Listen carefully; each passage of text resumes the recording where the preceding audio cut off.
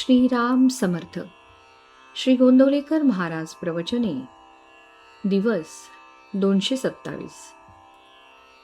शाश्वत आनंद फक्त भगवंताजवळच. जगात प्रत्येक मनुष्य स्वतःला आनंद मिळावा म्हणून धडपडतो आहे. किंबहुना आनंद नको असे म्हणणारा मनुष्य मिळणारच नाही. म्हणजे मनुष्याला आनंद हवाच असतो. मग इतक्या धडपडीतून त्याला आनंद, समाधान का बरे न मिळावे?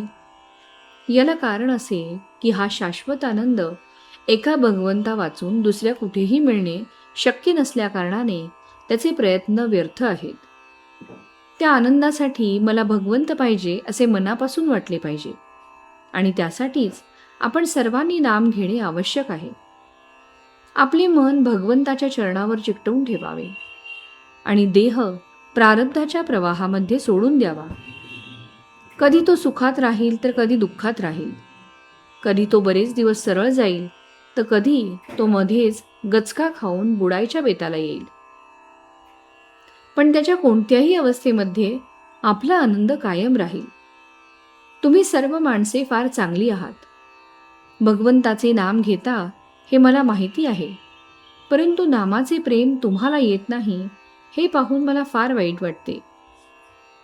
तुमच्यापैकी प्रत्येकाने मनापासून विचार करून ठरवा की मला नामाचे प्रेम येण्याच्या आड काय येत असेल बरे? तुमची परिस्थिती आड येते का? इथे मंदिरात राहणाऱ्या माणसांनी तरी नामाचे प्रेम यायला परिस्थिती आडवी येते असे म्हणणे बरोबर नाही. तुम्ही इथे आनंदाने राहा, मंदिरात जेवा आणि राम राम म्हणा असे मी सांगतो. पण या लोकांनी सुद्धा नामाचे प्रेम यायला परिस्थिती आड येते असे म्हटले तर बाहेरून येणाऱ्या लोकांना मी काय सांगू? खरोखर मनुष्य आनंदासाठी न जगता वस्तूसाठी जगतो असेच म्हणावे लागते. वस्तू ही सत्य नसल्यामुळे तिचे रूप अशाश्वत असते. अर्थात तिच्यापासून मिळणारा आनंद हा देखील अशाश्वत असतो. खरा आनंद हा वस्तूमध्ये नसून वस्तूच्या पलीकडे आहे.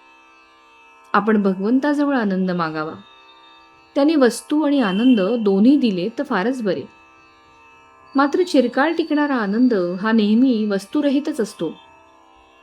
एका स्टेशनवर पेरू चांगले मिळतात म्हणून एक जण गाडीतून खाली उतरला.